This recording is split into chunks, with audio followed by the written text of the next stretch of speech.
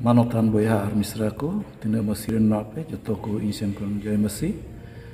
Inya nyutum do hiu kena Pastor Ramesh Murmu ko Krayar Assam. Joto hor inya jior da hor YouTube channel reng atame pe kena tin arho isora mi bar katha galmaral ge inudis kada ado dilabun joto hor ona katha bun anjoma ar bun gadona artinya bisoy do hiu kena isora hor re taram ria ठीक धरा पहिला हिस आदो नोआ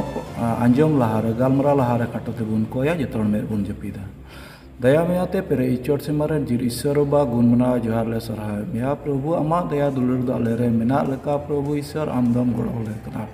arrow अमा सरिया खौर को बाले बडाय उरुंदा प्रभु are उनका ते धरती अकीर ले निरुना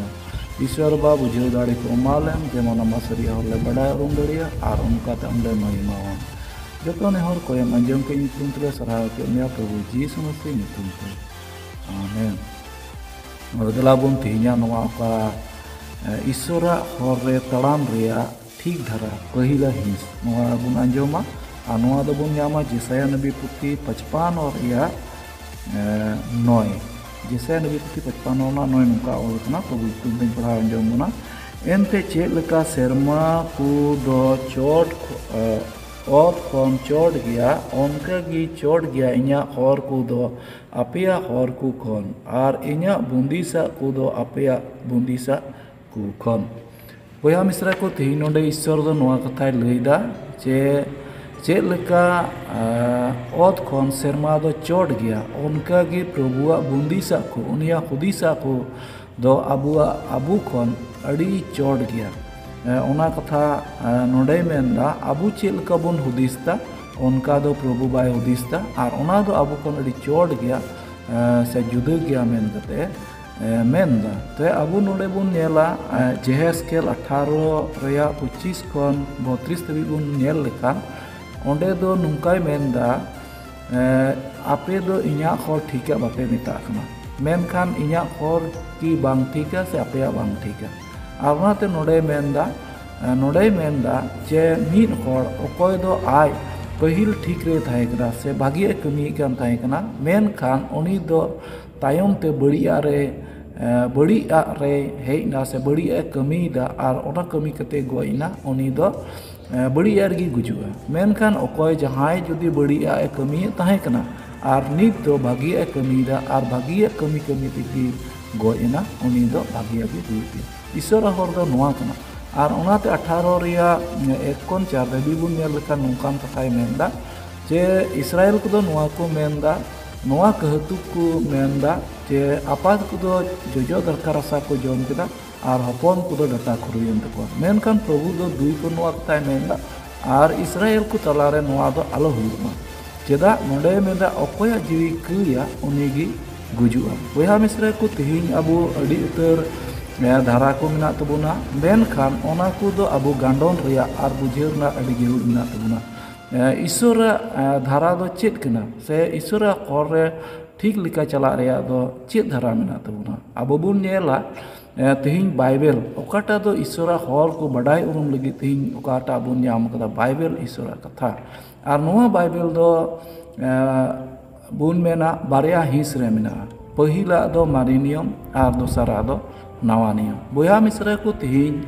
तीना हर नोआ रिया बुन गांडोन कदा जे मारी नियम आर नावा नियम रेना जोस मतलब से ओना रिया मीनिंग दो चेत कना तिहिन अबु बुन नेला मारी नियम ओना दो गेनेसिस खन मालाकी धबी तीन नोडे बुन नेला नोआ दो नबी कथा ताहे कना ओकाटा दो इब्री 1 रिया 1 खन 3 धड़ी बुन नेल लेखान ओंडे बुन न्यामा जे अड़ी धाव ईश्वर दो नबी को मुचाते रोड़ केदा मेनखान इतो सेसासेसी उक्तर दो आयर हपन ते मुचाते की रोड़ दा ओकोय दो आया खुद आया जुत कान से आया रात कान ओना ओंडे लय बुना ते तिहिन नोआ विषय रे लय बुना तिहिन मारी नियम रा दो चेत कना नोआ दो ओकाटा दो मारी नियम बुन मेता कान ओना दो मारी बंदोबस्त और ओकाटा नावा नियम बुन मेता कान ओना दो नावा बंदोबस्त और बंदोबस्त ना माने गी होइना ओकाटा हर ते तड़ाम कते मिटेन हर दोय बांचाव दड़िया नोडे बुन नेला बया मिश्रा को तीन रे ईश्वर दो धरती रे मानवाई सिरजेव किदिया अकोय दो आदम और हवाई सिरजेव किने बया मिश्रा को तिहिन उनकिन दो ईश्वरा हर को बगी करते ईश्वरा हुकुम को बेमानत करते ओने शैतान हुकुम किन बताओ के और उनका ते कईर किन न्यूरेन और किन गुजु रेया मिटन बंदोबस्त हुयन तकिन ते तिहिन ईश्वर दो ओकाटा गुजु खन बांचाव को लगित तीन हर दो ईश्वर को नाम किदिया उनको दो सरीगी ईश्वर दुलड़ के को अबु बुन नेला पहिला बंदोबस्त रे अबु बुन नेला तीन रे कायन और हाबिल तकिन किन जनामिना और उनकिन दो ईश्वर किन सेंद्रा किदिया और उनकिन दो अकिना ओकाटा दो कमिया kon unikin samang dia Genesis 4 रिया बुन नेल लेखान एक kon बुन पढ़ाव लेखान के ओंडे बुन न्यामा और ओंडे बुन न्यामा कायन दो फसल को kon और हाबिल दो बिडी मिरम को kon और कायन दो चेक लेखाना samang किदा ओना दो नोडे अबो बुन नेला चे प्रभु दो ना बाय कुसियुदा मेनकान आबिल ओकाटा samang के उनी दो पहलुटा को samang के पर पहलुटा बिडी मिरम kon बिडी kon पहलुटा samang के दिया और ओना इतिल और ओना दो ईश्वर अतांग के तया और तिहिं ओंडे बुन नेल अगु लेखान जे ईश्वर दो आबेला ओकाटा दो उनी दान से आबेल ओकाटा उनी दाड़े samang ले ओना अतांग के तया बया मिश्रा को तिहिं आरो बुन नेल इदी लेखान 5 रिया Genesis 5 रिया 23 हटिंग बुन नेल लेखान ओंडे दो एनोक बुन नामे कना और एनोक दो नोआ बुन नामदा उनी दो ईश्वर तुलुई दाना किदा से ईश्वर हर रे तड़ाम किदा और ओनकाते उनी दो बनुया एनते ईश्वर इदी किदिया और हो ओंडे कोन बुन हेज लेनखान बुन नामा जे नोहा दो मिटन धर्म हड़े नामना और उनी दो ईश्वर ठेन मिटन दया नाम किदा और ओना लेकाते कि उनी दो जत्तो धरती रेन हड़ को खन मिटन दया नाम किदा और उनी दो बांचावना ओने मारांग डुबुदा धरती रेन को नष्टयन खन और उनी दो प्रभु ईश्वर मिटे बंदोबस्त दिया ओका दो डुबु ताइनम ओना दो Genesis 9 हटिंग रिबुन नामा उनी दो भर दिया और जत्तो जानवर को चितान रे मिटन अधिकार एमा दिया आम दो नुकुम जतम जंगा लतार को और आम दो बड़ आम सेम संगीआ से धरती रे सबूत मिटे आम होते को हुआ मनवा जत को तिहिं ओंडे भरे नाम किदा बया मिश्रा को तिहिं अबो बुन नेला आरो अब्राहम दो उनी ईश्वर ठेन खन मिटे बंदोबस्त नाम किदा और ओना दो 15 हटिंग बुन नेल का ओंडे बुन नामा जे अब्राहम दो तिहिं उनी दो ईश्वर ओकाय मेन ले ओना लेकाय चलावना से ओना लेका कमी के से कमी दो मिटे बंदोबस्त नाम किदा जे आम दो अडी गातिल जितरेन मिटन आपातेम हुआ ओना बंदोबस्त नाम किदा इने कते बुन नेला अब्राहम रेन बॉस को ओका दो उनको को कईले और कईले ते मिसर दिसम रे को इदी इचुलेन अब्राहम ठेन नोआ कथा दो लई सदरना बया मिश्रा को तिहिं ओंडे बुन नेल लेखान से ओंडे बुन पढ़ाव लेखान बुन नामा 16 खन खटिगी आम दो नोआम बाडाया जे आमरेन बॉस को इन रिया को कईया ठग को और मिटेन एटा अनड़ी दिसम को इदी इचुआ और ओंडे दो गोलाम को खटा 400 बछर तिहिं बया मिश्रा को तिहिं नोंडे बुन नेला सरीगी उनको दो सांगियन से लेकाते ईश्वर हर रे बाकु तड़ाम दाड़ीदा और को कई इदी किदा ईश्वर बाकु उरुम लेदिया और ओना सेते उनको दो मिसर दिसम तको इदी चुइना से मिसर रे उनको दो गुलाम कटा होयन तकवा और ओना तायम ते उनको दो ओकाटा दो अब्राहमे मेता दे ताहें कान आमरेन बॉस को दो मिटन अनड़ी दिसम तको इदी इचुआ ओने ओना अनड़ी दिसम को इदी चुआ और ओंडे दो को गोलाम चुआ और ओंडे खन इंगिन छाड़ा अगु को बया मिश्रा को तिहिं नोआ ओकाटा बंदोबस्त रे बुन नेल लेखान मोसे होते अबो बुन नेला 102 दोसार हटिंग रे बुन नेला ओंडे दो मोसेया जनाम को बुन नेला और मोसे दो चेक लेका ईश्वर ᱟᱡᱨᱮᱱ ᱤᱥᱚᱨᱮ ᱵᱟᱰᱟᱭ ᱠᱮᱫᱮᱭᱟ ᱡᱮ ᱟᱡ ᱫᱚ ᱢᱤᱥᱨᱤ ᱫᱚᱭ ᱵᱟᱝ ᱠᱟᱱᱟ, ᱢᱮᱱᱠᱷᱟᱱ ᱩᱱᱤ ᱫᱚ ᱤᱵᱨᱤ ᱠᱟᱱᱟ᱾ ᱟᱨ ᱚᱱᱟ ᱞᱮᱠᱟ ᱛᱮᱜᱮ ᱢᱤᱥᱚᱨ ᱠᱩ ᱨᱮᱭᱟᱜ ᱥᱮ ᱢᱤᱥᱚᱨ ᱨᱮᱭᱟᱜ ᱚᱠᱟᱴᱟᱜ ᱨᱟᱡᱽ ᱫᱚᱞᱟᱱ ᱨᱮᱭᱟᱜ ᱚᱠᱟᱴᱟᱜ ᱫᱚ ᱟᱡ ᱥᱩᱠ ᱚᱱᱟ ᱵᱟᱝ ᱠᱷᱚᱡ ᱠᱟᱛᱮ ᱥᱮ ᱚᱱᱟ ᱵᱟᱝ ᱠᱩᱥᱤ ᱠᱟᱛᱮ ᱟᱡᱨᱮᱱ ᱦᱚᱲ ᱠᱚ ᱥᱚᱸᱜᱮᱭᱮᱱᱟ ᱟᱨ ᱚᱱᱠᱟᱛᱮ ᱩᱱᱤ ᱦᱚᱸ ᱜᱚᱞᱟᱢ ᱠᱷᱟᱴᱟᱣ ᱠᱟᱛᱮ ᱥᱮ ᱤᱥᱚᱨᱟᱜ ᱦᱩᱠᱩᱢ ᱫᱚᱦᱚᱭ ᱞᱟᱹᱜᱤᱫ ᱩᱱᱤ ᱫᱚ ᱤᱥᱚᱨ ᱴᱷᱮᱱᱮ ᱥᱩᱨ ᱮᱱᱟ᱾ ᱵᱚᱭᱦᱟ ᱢᱤᱥᱨᱟ ᱠᱚ ᱛᱤᱦᱤᱧ ᱱᱚᱰᱮ ᱵᱚᱱ ᱧᱮᱞᱟ ᱛᱤᱦᱤᱧ ᱛᱤᱱᱟᱹᱜ ᱦᱚᱲ ᱱᱩᱠᱩ ᱟᱵᱤᱞ, ᱮᱱᱚᱠ, ᱟᱵᱨᱟᱦᱟᱢ, ᱱᱚᱦᱟ ᱩᱱᱠᱩ ᱡᱚᱛᱚ ᱥᱮ ᱢᱚᱥᱮ ᱩᱱᱠᱩ ᱵᱚᱱ ᱧᱮᱞ ᱠᱚᱣᱟ, ᱩᱱᱠᱩ ᱫᱚ ᱯᱟᱹᱦᱤᱞ ᱨᱮ ᱟᱠᱚ ᱤᱥᱚᱨ ᱠᱚ ᱥᱮᱸᱫᱽᱨᱟ ᱠᱮᱫᱮᱭᱟ ᱡᱮ ᱥᱟᱹᱨᱤᱜᱮ ᱟᱞᱮᱨᱮᱱ ᱤᱥᱚᱨ ᱢᱮᱱᱟᱭᱟ ᱥᱮ ᱵᱟᱝ᱾ ᱟᱨ ᱚᱱᱠᱟᱛᱮ ᱛᱤᱦᱤᱧ ᱤᱥᱚᱨ ᱫᱚ ᱩᱱᱠᱩ ᱴᱷᱮᱱᱮ ᱥᱚᱫᱚᱨᱱᱟ ᱩᱱᱠᱩᱣᱟᱜ ᱥᱟᱹᱨᱤᱭᱟᱜ ᱛᱮ ᱥᱮ ᱩᱱᱠᱩ ᱪᱮᱫ ᱠᱚᱠᱚ ᱠᱟᱹᱢᱤ ᱞᱮᱫᱟ ᱥᱮ ᱚᱠᱟ ᱞᱮᱠᱟ ᱤᱥᱚᱨ ᱠᱚ ᱥᱮᱸᱫᱽᱨᱟ ᱞᱮᱫᱮᱭᱟ, ᱚᱱᱟ ᱟᱵᱚ ᱵᱚᱱ ᱦᱩᱫᱤᱥᱟ ᱥᱮ ᱚᱱᱟ ᱵᱚᱱ ᱜᱟᱸᱰᱚᱱᱟ, ᱵᱟᱭᱵᱮᱞ ᱵᱚᱱ ᱧᱮᱞᱟ ᱟᱨ ᱚᱱᱟ ᱞᱮᱠᱟᱛᱮ ᱵᱚᱱ ᱵᱩᱡᱷᱟᱹᱣ ᱧᱟᱢ ᱫᱟᱲᱮᱭᱟᱜᱼᱟ᱾ ᱟᱨ ᱚᱱᱟ ᱞᱮᱠᱟ ᱛᱮᱜᱮ ᱛᱤᱦᱤᱧ ᱤᱥᱚᱨ ᱫᱚ ᱩᱱᱤ ᱩᱱᱠᱩ ᱴᱷᱮᱱᱮ ᱥᱚᱫᱚᱨᱱᱟ ᱟᱨ ᱩᱱᱠᱩ ᱴᱷᱮᱱᱮ ᱧᱟᱢ ᱦᱚᱪᱚᱭᱮᱱᱟ ᱟᱨ ᱩᱱᱠᱩᱭ ᱵᱷᱚᱨᱟᱣ ᱠᱚᱣᱟ᱾ ᱚᱠᱟ ᱫᱚ ᱡᱮᱥᱮ ᱱᱚᱵᱤ ᱯᱩᱛᱷᱤ 55 ᱨᱮᱱᱟᱜ 6 ᱨᱮᱵᱚᱱ ᱧᱮᱞ ᱞᱮᱠᱷᱟᱱ ᱚᱸᱰᱮ ᱢᱮᱱᱫᱟ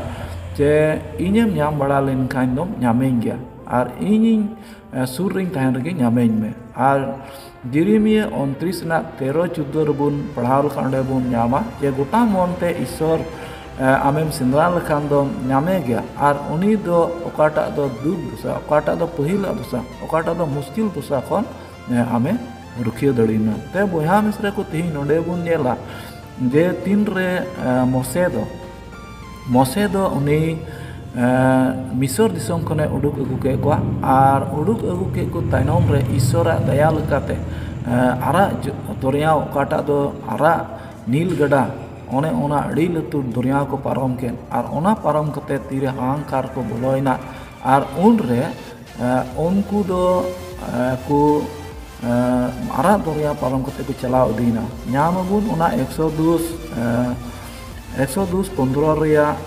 22 खन बुन नेल लेखान 22 खन बुन नेल लेखान 27 धबी ओंडे बुन नेल लेखान ओंडे बुन नामा उनको दो उना आरा दरिया पारम करते सूर हाहां करते को चलाव दीना और मिटे मरक को मिता ठई को सेटेरना ओकार दो हड़हाट गी दा आइकान और ओने उना दा को नाम के खान ओने और एटा दा बाको नाम ले ओना दा को नाम के कान उनको दो अड़ी अट को कराई करुइना अड़ी अट को अड़ीसना और उनकाते मोसे दो ईश्वर ठेने रा किदा और उनी दो मिटे दारी उदु उदिया और ओना दारी दो ओना दा रे तुपु किदा से दा रे चाडू किदा और ओना दा दो सिबिलना और ओना दा उनको को न्यू किदा ते ओंडे गी ईश्वर दो उनको इस्राएल को अने बंधावा को पहिल दाव और नोंडे दो मेता को जेमन इña अन अरी करे पे ताहेन और इña हर पे मनेया और इन हुकुमा को पे कमी और ओना को पे कमी लकान ओका को दो मिस्री रे रोग बिगिन को मिसर दिसम रे रोग बिगिन को ओना को आपे रे बांग पड़ावा और आपे दो बुगी और भुलई पे होइबा बया मिश्रा को तिही नोडे पहिला बुन नेला जे नुकु दो आर हो इस्राएल को दो मिसर दिसम खन उडुक कते को चलावना और उनको दो बारे बार गी ईश्वर को ठोके कना से ईश्वर हर बाको तलाम दड़ी कना थोड़ा गान दुख को जम लेकान गे ईश्वर ऊपर को कराई करुजो कना और ओना लेकाते उनी दो 120 अध्याय रे बुन नेल लेकान ओंडे बुन नामदा गेल हुकुमे मा को जेमन उनको दो ओना हुकुम को दोहय और उनकाते ईश्वर खन आलो को भेड़चो से ईश्वर हर को तलाम दड़िया बया मिश्रा को तिहिं नोडे बुन नाम दड़ी कना जे मिटे अन एमा को और अन लेकाते उनको दो ईश्वर समांग रे जेमन को चला अबो बुन बड़ाया तिहिं नोडे मोड़े गोटे अन पुथि मेना गेनेसिस 102 लेविटिकस नोमेरी डिट्रोनोमी तिहिं नोआ करे दो अन रिया कथा को मेना और ओने ओना अन दो नोडे दो अन को ईश्वर ठेन खन मोसे नाम का और नोआ अबो बुन बड़ाया अन दो अड़ी उतरा गेल हुकुम दो गेल गोटे गया मेनखान अबो नोआ को पुथि रे बुन पढ़ाव को खान अन दो 613 टी उतरा और ओने ओना दो मिहि हुकुम को मेता कान बया मिश्रा को तिहिं नोआ अन रे उनको दो चित को चिका केदा ईश्वर दो आय हर रे तड़ाम लगी से sonot re tahen legit uni hukumak ko takana jemon bari ado alo ko kami ar onka lekate uni do oka ku bang bujheu kate se begor badaite unku ku kei lekan do uni mitte bondobos aku tahen kana ar ona do mayam tigi unku kei ku puru chunua abu 130 ribun nyel kan onde mon nyama je mitten dewa sewa ar ona do begor badai kate oka ku kaya ona do mitten mayam sen kon unku kei ku do puru chunua ar abun nyel lekan abu bun nyela lewi ku puti puna hating ribun nyel lekan onde bun nyam daria pahila hating kon ge je jahay hor begor badai te judi kei lekan ar ona kei riya do mitten mayam sen kon puru chunu taya te aro bun nyela lewi ku 17:11 re noai menda mayam do jiwi kena ar one ona do ape kei ku puru chun lagi em kape abu nuwa an puthir bun nyel lekhan do chet mena jahay judi Isora hukum ku ka ko biroda ar node bun nyama unku do dhiri kute ku ting go yukan tekna ar nuwa do pahila bondobos kana pahila an kana jemon Israel talare jahay hor ku kei lekhan ar unku ku ting go ku tekna jemon eta ku botoro ar onkate alo ku kei menkan boyha misra ko abo tire nuwa marinium putibun padhawa ar bun nyama je Israel jit kudo sanam okter gi Isor kon ko berchogok kan tahe kana ar one ona an kudo baku manaw kan tahe kana sanam hor ko gi tehin no akata an ema ku tahe kana je mayam te apea kei kudo puru chunua ar on kudo tehin aku bari kami kon bagi bari kami kon ochogok to bangku hudis leda menkan onku do ku bujheu keda je mayam tegi se mitten dane tegi aku kei kudo puru chunua mente ar ona lekate unku ku kei idi kida ar dane ku samang idi ke ko menkan Isor do che menda jesaya pahila hating riya gumun nyel lekan 11 kali ko node menda dane ku do ing bain kusia kana one oka ku ing ten pe gu ikan noa ko do bai kusia kana Isor do ar Isor do tehin one kei kon ochogo ki okata do 18 kali re mene kan haju pe ar ing sunge bun gal marawa ar ona lekate apea kei ko arak reho sindur arak reho bhedi ub leka pund ge huyua boya misra ko tehin sarigi pahila niyom rebun nyela pahila bondobos rebun nyela mari niyom rebun nyela unku do Isor bako kusi chudari dia ente unku ko kei idi kida ar aku okata do Isore bondobas aku tahekan mayam one ona mayam tigi aku kei ko puru chunu amen kate unku ko hudis kida ar ona lekate ting Israel kudo Isora hor se Isor baku kusi chudi daliu dia ar Isor do unkure bai kusi luna boya misra ku ting bun nyela johon ek na 16-17 re onde bun nyela ar onde do nungka olakana 16-17 bun nyela ar unia pere tet kon abu joto hor bun nyam akana daya citan dayagi ente do mose tite emena daya ar seria do Jisu Masih hotete huina node bun nyama pahila bondobos re mari niyom re je do mose hotete emna ar re do okoy ho Isor bako kusi chudari udia menkan nito do Jisu Masih hotete do daya ar seria boya misra ku tihin abu bun nyela node na kata kata do daya ar seria tihin abu bun bewhar da sanam Kristen kogi abu bun mena abu do daya teri ren kana bun ar daya lekate abu do bun kei da one mari niyom lekagi abu bun hudise kan je abu abua koy jong sete abu kei ko do ikeu kana menkan boya misra ko tin seria do chet kana tehin nonde Jisu Masih okata katha re nonde do ol kana daya ar seria daya abu kal katubun nyam kida ar seria do chet kana abu noa do hudis ria jerur kan tabuna tehin noa do nawa bondobos ria mitten Jisu sete bun nyam kata daya ar seria ar ona sel kate tehin mitten bun nyela je Jisu do chet lekana khoj kana nonde bun nyela Kolosia pahil hating ria 19 kon bun nyela 22 dhabi na katha padawan jumla nongka ol kana ente Isor doi kusi na oni re gota pere te tahe akan tahen uni hotete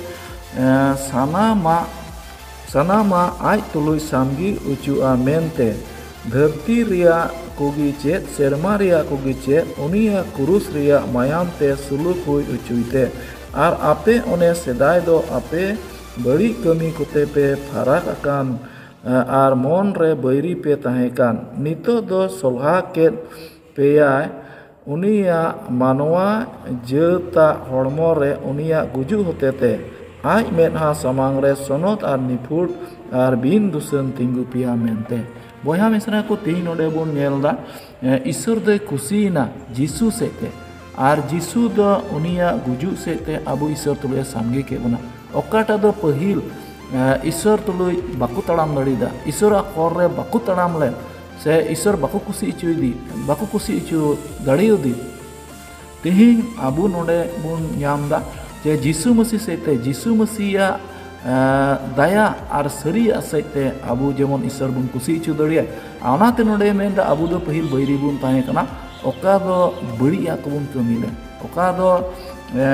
बड़िया को कमी कते ईश्वर बन बे कुसी इचु कदी मेनकान तिहिन ओना बैरी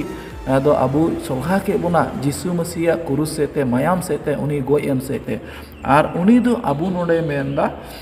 नोडे 22 रिबुन nail लका नोडे मेनदा मानवा जेता हड़मो सेते ओकाटा दे मानवा जेतेन आर ओना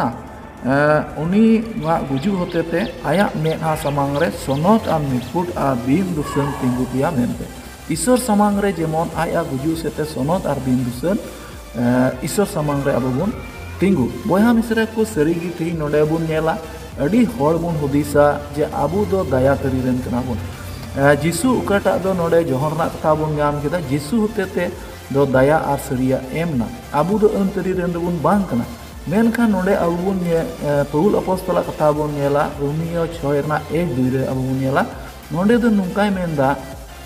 अबु चे दया तरी रेन कांते बुन कइदी ओहो एनते अबु जीसु मसीह तुलुय बुन गोयन खान बपतिस्मा सेते उनी तुलुय बुन गोयन खान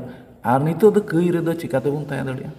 ते नोडे अबु बुन ᱧᱟᱢ दा सरिया जीसु रे अबु बुन बपतिसेन खान ओकाटा दो अबुआ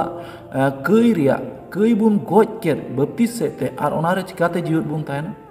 तेहिं बया मिसरा को सरिगी अबु दो दया बुन ᱧᱟᱢ कदा मेनखान सरिया सेते गे अबु दो दया बुन ᱧᱟᱢ कदा आर ओनाते पहिल कतेर पहिला हटिंग 18-19 रिबुन नोडे बुन नेल लेका नोडे नोंका ऑल कना जे हापड़ाम को चल चलन से लेकाते दो बांग आर सोना रुपा ते हो बांग मेनखान अड़ी दामना जीसु मसीह मायाम तिगे अबु दोबुन किरिंग छडाव कना आर ओना दो अबु खातिर तिगे थिंग सेसा सेसी ओक्तर थिंग अबु खातिर तिगे जीसु दो गोइना आर अबु किरिंग छडाव के उना जेमन अबु नवा बंदोबस्त रेन गोलाम को बुन हुई दड़िया बया मिसरे को तिहिं अबु बुन नेला अबु दुबुन नवा बंदोबस्त रेन कना आर अबु जुदी बुन नवा बंदोबस्त रेन कान खान अबु बुन बुझिवा चेक लेका कना बुन ओकाटा दो पहिला बंदोबस्त ओकाटा दो अन ते उनको को तड़ाम ले से अन ते उनको दो अकुआ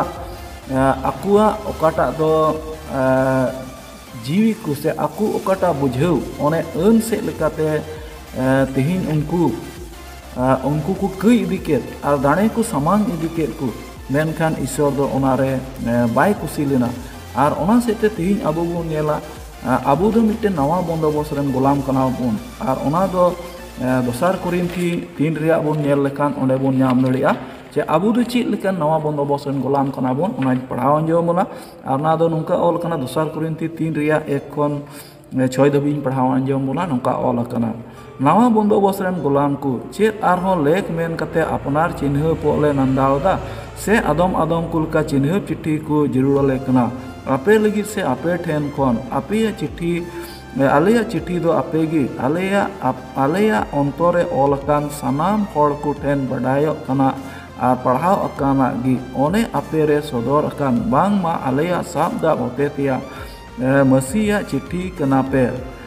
सहित ते दो बांग मेनखान जीवेत ईश्वर रेन जीव होतेते ओल अकाना गी धीरी पटा करे दो बांग मेनखान मानवा अंतर पटा करेगी आर मसीह होतेते ईश्वर ते नोंकान भरसा मेना तलेया अपनार से खन लेका जहाना अपनार ते बुझेव जोंग लेका lagi lek kan ona do bang menkan alea lek te do isor khon gi one okoi nawa bondobos ren sab da kole hui kan mente lek hoi lek ucu ke le akhor ren do bang menkan jiu ren gi enten akhor doi gogoya menkan jiu doi jiu ucua boya misra ku ti node bun nyam da akhor ar jiu akhor te do gogoya ar jiu te do jiu ucua तीन ओकाटा अखर ओकाटा दो नोडे बुन नाम दड़ी कना दुई रिबुन नेलदा जे धीरी पट्टा करे दो बांग मेनखान मानवा अंतर पटार गे तीन बाइबल दो अबु किताब हिस्ति बुन नाम दा मेनखान बाइबल ना जतो कथा पदो अबु अंतर पटारे अबु उचिड़ लगा बुना से अंतर पटारे ताहेन लगावा और अंतर पटारे ताहे कते गे अबु ईश्वर बुन कुसी चु दड़िया अबु ओकाटा दो बुन बडाई दड़िया कान जे ईश्वरा कुसिया लेक से बिन लेक अबु बुन चला कना और उनकाते तेही नोडे मेंदा पौल अपostole मेंदा जे अखर दे गोगोया और जीव दे जीव जुआ जहां बाइबल पढ़ावा मेनखान उनिया अंतर रे ओनारिया कथा को बनुआ ते उनी दो ईश्वर होय कुसी चुलिया एनतेन ईश्वर कथा को उनी रे बनुआ और ओनाते तेही नोडे नवा बंदोबस्त बुन नामदा पहिल ओकाटा दो एम ताहे कान धीरी पट्टा करे तिहिन ओकाटा दो बाइबल ऑल कान मेनखान नोआ ऑला दो अबुआ अंतर पटारे तिना होड़ नोआ अंतर पटारे ईश्वर कथा को ऑल दो कना और उनको दो ईश्वर को कुसी चु दड़िया बया मिश्रा को तिहिन अबु बुन नाम दा जे मारी बंदोबस्त ओकाटा दो ईश्वरे एम ले और ओना मारी बंदोबस्त हेते तीन इस्राएल को बाको बचाव दड़ीदा और ओना इयतगी पहिला दो मारीना और ओना दो एटाग आर होय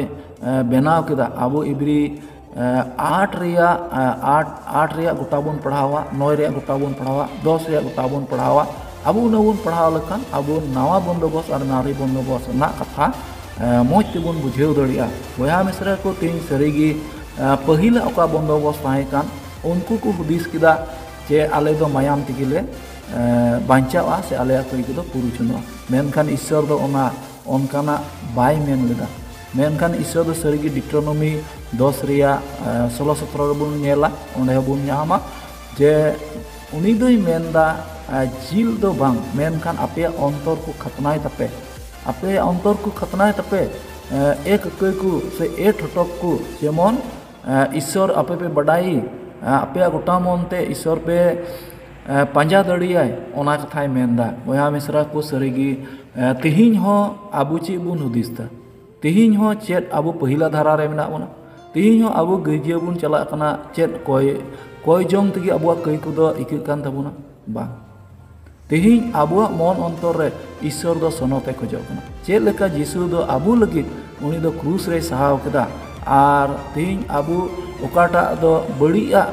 कुते ईश्वर ठेन बुन बेगार लेन तिहिन ओने ओना भागिया कुते आबुरे भागिया कुते भागिया को ताहेन से लेका तेगी तिहिन ईश्वर मने बुन पुराव दड़िया और ईश्वर बुन ताहे दड़िया बया मिश्रा को सरीगी नोडे नोंका ऑल कना इब्री पुथी 10 रना 26 खन निंग पढ़ाव अंजम बुना ओंडे बुन नोंका बुन नामा एनते सरिया रिया बडाई उरुम नाम कते दिकी तेबुन कई कान कई को नुतुम ते दाणे दो बनु अने बीच को बिचरिया मीटे बोतराना खुटू और टोटो को जम को लगी दो कान सेंगेलाना तपिसगी जहां होड़ मोसेरिया अन टालाव लेखान बारिया से पिया गोहा को रिया कथा ते बिन माया ते गो इचुआ एंडे खान आपे बुझेव रे उनी दो तीन आते दरुन सजय लेख हुआ अकोय ईश्वरेन हपने लेबेद गंजावदी और ओना बंदोबस्त रिया मायाम ओकाटा ते सनत उचुलेन मिटे बिन सनतना मेन कते बुझेव अकार और दया रेन जीव रे बेमानत तेदी एनते उनी बु बडाइया अकोय मेने हाला खली दो इन्या कान दी इंगिन हाला रुड़ा और हो प्रभु दो आयरेन होड़े बिचेर को जीवेर ईश्वरा तीरे पड़ा दो बोतर नागी बया मिश्रा को तीन नोडे बुन नाम दा तीन दिखित बुन कई खा और कई नुतुम ते दाणे दो बनुआ Boyha misra am noa bisoy re chem hudista tehiñ oka do node oka do bun nyam kida Ibri 10:26 khon tehiñ node okay menda je saria badai urum te dikhite gi jahay kei khan do unia dare nyutum te do ar banu uni onaria dane do ar banu boyha tehiñ am chem hudista am okata dhara re mena mea Maria se nawana tehiñ do noa abu badai reya jerur mena tabuna je Jisu Masih do nawana bondobos ren kana jemon abu nawate abuwa ontor nawa aroi sete jemon Jisu re abu jion tahen tabun sarigi Israeli babot re ape hudis dare kia je Ishwar do Israeli ku oka do uni Israeli re bai kusilen noa ria am chem hudista abu bun nyel daria Ishwar do nongkan goa mena taya Exodus 4 na bun nyel lekhan 22 ar 23 re nongkai meneda ar Farao do metaya nongka Prabhu ye meneda Ishwar Israel do hopon kan tinyai pahil janami gi ar ing men kon nia hoponing do sen ucuai me jemon ing nia sewa dareyin men kan bam sen ucuai kan nyel me ing do amren hoponing gojeya amren pahil janami gi Wah misra ko tihin node bun nyel da Israel na kata Ishwar menda uni de pahil janami kan tinya sarigi en ho Israeli hor okoy do Ishwar hor re bakku talam darida unku duku nostoina abu unaria kata abu bun nyela je Ishwar do ai oka Abraham se te go ka se ai Abraham se kate ko Israel ko dulur ka ku se dulur ke ku se pahil janami e mitawdi men kan okoy dosa abu kata do Jehezkel nabi puthi 18 bun nyel kida okoy kuya uni de gujua tihin ona kata abu node bun nyam daria je arho Israeli ku babot re chi emenda node nawaniyo bun nyel daria Romeo puthi 9 ria 25 khon 27 dhabi onde bun padhaw lekhan ape nyel daria je Israel babot re chi emenda nongkai menda chit leka Hosea puthi re hoy meneda ingren porja bang kan ku do ingren porjain meta kwa ar bang dulur ka di maji do duluri gi ar nongka huyua oka thai re meta ku ape do ingren porja bape dope bang kana onde gi jur Ishwaren hopon ku bikua ar Jesaya do Israeli ku riange hohoyeda Israeli hopon ku ria lekha do jalapuri ria gitil unu len re ho eken sarejo ku biku banca anjom kida bun tihin node Israeli babot re chi emenda tihin okoy ko do Ishwara hukum ku tahen unku mutot ku banca abu node Galatia 3 ria 10 ribun padhal khan onde bun nyam daria onde ho pul apostol menda okoy eun likate ko puruwa eun re tina ol kan ona ko puruwa unku do eun tiku jiwa do menkan abu tihin do abu noa badai na jerur mena tabuna je abu kata do eun banu tabuna abu do biswas sete okata do badi kami ku chi bang kate jawgi jemon Jisua sonot hore bun talam arong kate bun banca boya misra ku sare din re arho sare kata ko bun nyel idia tobe tihin abu node bun nyel kida sarigi tihin okata do ing pahila video re emle je min hor aya hor do sujige mita menkan mucir do moram ar tihin wa dharate abu bun nyela je abu mari niyom dharate bun chala kana se nawa niyom dharate jahay che garjet gi jion bun nyamda se abu mon echur se abu mon no aroi sete ona abu bun hudisa ar onar ka bun chala jemon Prabhu din re alabun pandulo ar ona duk re alabun seleda mate joto horten hor tan ka jemon sanam kugi Ishwara raj bun aidri daria seria hore talam kate sare din re ar sare a video ku nyel tebun te ar onka te Ishwara seria hor ku jemon re pada ar inya ne hor tahen kana judi noa bagi sombat katha re jahana judi bhul pe nyam lekhan comment se ona pe lay tabuna jemon bhula kudo alobon chit menkan seria kobun chit ar onka te jemon Ishwara sarhau abu joto ko tete hiu abuak bancak sepe joto hor in johar pe kena ting nuanya video penyel kete joto hor kutan jai masih